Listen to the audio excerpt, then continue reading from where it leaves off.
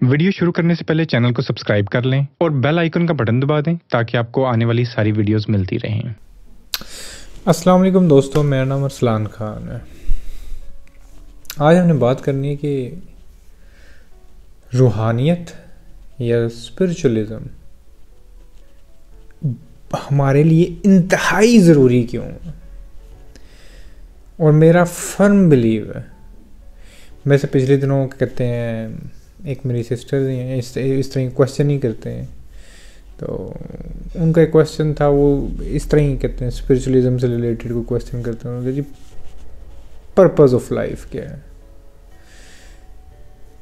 मेरा पूरा यकीन है और फैक्ट भी यही है कि कोई पर्पस नहीं है इस लाइफ का। बट अगर इसका कोई पर्पस है,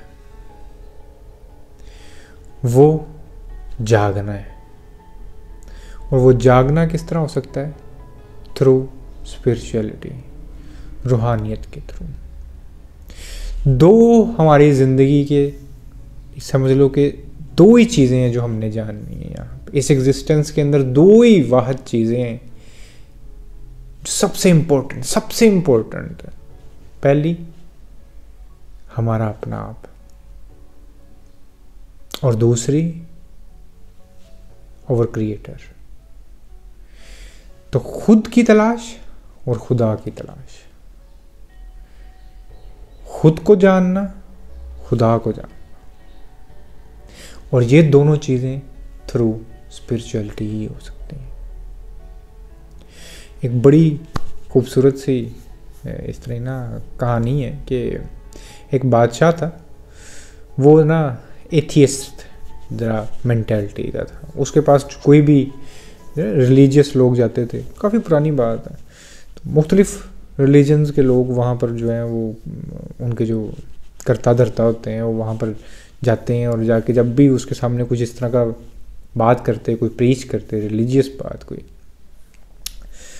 तो वो हमेशा ये बोलता कि ठीक है, आप ऐसे करो कि मुझे उससे मिलवाओ, यानी कि मुझे अपने क्रिएटर से, खुदा से जो है, जो आपका गॉड है, मुझे उससे मुलाकात करवा दो, मैं मान जाऊंगा।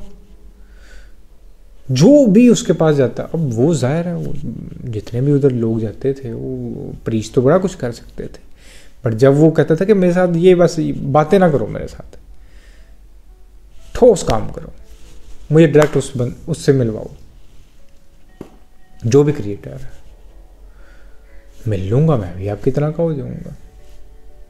इस बात पे जाके जितने भी वहाँ पर लोग होते थे जो भी प्रीच करते थे तो चुप कर जाते थे। एक दिन एक सादा सा बिल्कुल साधु वहाँ पर इसी तरह ही उसके दरबार में बैठा हुआ था, तो उसने भी कोई ऐसी बात की होगी खुदा की शान में, मतलब कोई, तो उसे भी उसने कहा कि नहीं ये बातें ना इधर करो। उसने कहा वो क्यों? उन्होंने कहा कि बात करनी है फिर ठोस करो। मैं तो हमेशा सबसे यही कहता हूँ कि या तो फिर जो है ना, मैं लॉजिकल बात करो, मुझे मिलवाओ उससे जिसकी तुम बात कर रहे हो। आप मुझे अपने क्रिएटर से मिलवा दोगे, मैं मान जाऊँगा। तो बस बातें मुतें नहीं, टैक्ट पॉइंट पे आओ, मिलवा सकते हो कि नहीं मिलवा सकते। तो साधु ने कहा कब मिलना है? जब कहोगे मिलवा दूंगा। अच्छा, वो बादशाह थोड़ा सा परेशान हुआ। उसने कहा कि लगता है तूने मेरा जवाब सही से सुना नहीं, मैं तुम्हारे खुदा की बात कर रहा हूँ, तुम्हारे क्रिएटर की बात कर रहा हूँ जिसकी तुम बात कर रहे हो, किसी इंसान की बात नहीं कर रहा। मिलवा सकते हो उससे मुझे? उसने कहा बिल्कुल। अच्छा बादशाह, उन्होंने कहा बस तुम बताओ मिलना कब है? बादशाह बड़ा हैरान हुआ। उसने कहा यार ये मेरे को पागल साइको लगता है, कर। अब वो क्लेम कर रहा है। उसने कहा ठीक है फिर जब तुम कहो मिलवा देना मुझे, मैं राजी हूँ। उसने कहा ठीक है। उसने कहा कि इधर जब भी तेरे से कोई मिलने के लिए किसी ने आना होता है तो तेरे पास पहले आके तो ये बताया जाता है ना कि फ़लाँ शख्स आ रहा है, फ़लाँ है, ये फ़लाँ है, तो फिर तू कहता है अच्छा इजाज़त है इसे मिलने की, जब या नहीं किसी का दिल करता होगा तो अगर नहीं इजाज़त, तो मुझे भी तू अता पता अपना दे दे, तू क्या है, अपना सब कुछ बता दे कि तू क्या चीज़ क्या है ना, तू है कौन है। तो मैं भी फिर आगे खुदा क्रिएटर की बात हो रही है, मैं वहाँ तक पैगाम पहुँचाता हूँ कि जी ये है बंदा, ये मिलना चाहता है, तो मुझे तो पर्ची पे ना अपना आप सारा लिख के दे दे। अच्छा वो ना पर्ची पे लिख दे, उनका ठीक है अजीब बातें करता है। उसने पर्ची के ऊपर लिख दिया जी फ़लाँ फ़लाँ सल्तनतों का बादशाह, बादशाहों का बादशाह, फ़लाँ टिनकना, अपने बाउजदाद के नामों की लड़ियाँ शड़ियाँ, उसने बड़ा ना सारा कुछ लिख लिखा के अपने नाम शाम ये वो सब पकड़ा दिया। मैंने कहा ये है।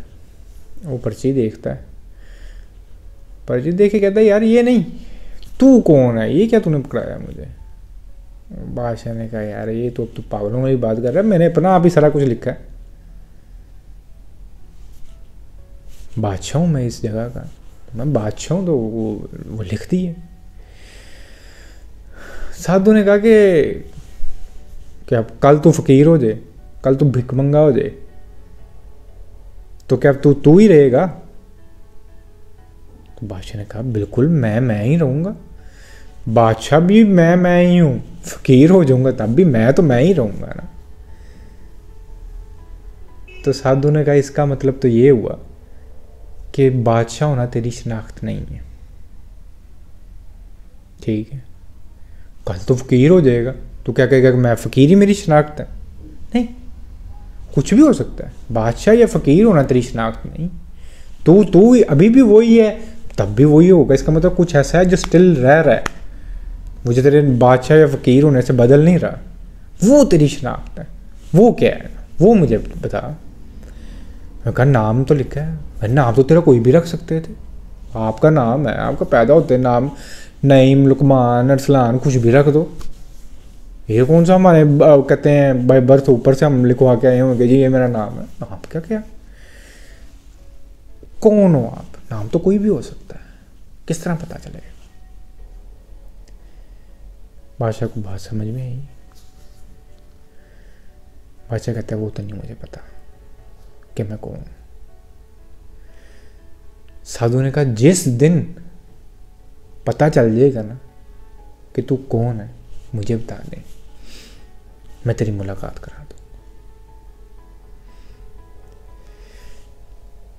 साधु बड़ी गहरी बात बोल रहा है यहाँ पे। साधु ये कहना चाह रहा है, ये भी उसने मजाक में कहा होगा आखिर में, या एम ही कहा होगा कि जिस दिन तुझे अपना आप मिल जाएगा तो मैं तुझे जाकर, तब तो साधु की जरूरत भी नहीं होगी।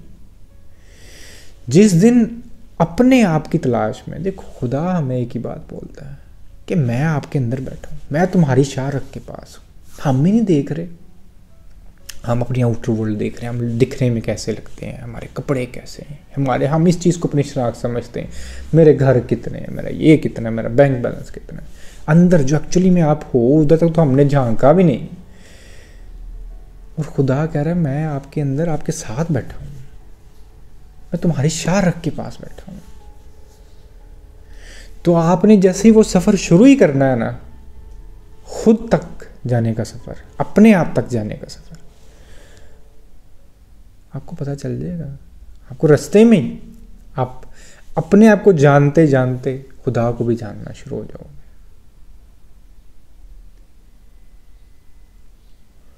क्योंकि वो हम लोगों से अलग नहीं है।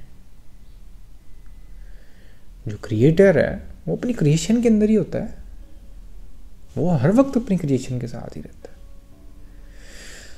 तो दुनिया में कौन सा ऐसा काम है जो इससे ज़्यादा ज़रूरी है कि आप खुद को जानें और आप बने कहाँ से, आपकी जो ओरिजिन है, सोर्स जो है, आप उसके बारे में जानें, अपने क्रिएटर के बारे में जानें। दो ही पॉइंट है, खुद को जानना, खुदा को जानना।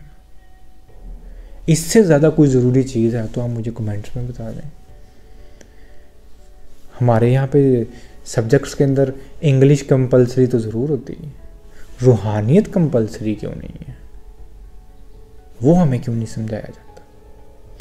ट्रस्ट में अब हम मैं जब स्पिरिचुअलिज्म की बात करता हूँ, मैं होश की बात करता हूँ, मैं मुराकबे की बात करता हूँ, मेडिटेट करने की बात करता हूँ। मैंने जिस वक्त पहली दफ़ा मेडिटेशन लफ्ज़ से इनकाउंटर हुआ या इसको हल्का हल्का सा जाना शुरू, मुझे लगता था पता नहीं क्या अजीबो गरीब सी चीज़, वो बड़ी ही अनहोनी किस्म की चीज़ होती है शायद। और हम जिस सोसाइटी में रहते हैं यहाँ पर इस चीज़ को बनाया भी ऐसा गया हुआ है कि जैसे पता नहीं कोई बड़ी जादुई सी चीज़ होती है, पता नहीं कोई जादूगर टाइप के कोई बड़े बड़े लोग ये करते होते थे। वह अजीब, पता नहीं अजीब दिमाग के अंदर होता था, पता नहीं क्या चीज़ है यार, पता नहीं, वो ऐसा लगता है पता नहीं मेरे जैसा बंदा तो शायद कर ही नहीं सकता। और आज मैं समझता हूं जिसने ये किया ही नहीं उसने किया क्या है जिंदगी में। आप चंद लम्हे अपने आप को जानने में नहीं लगा सकते,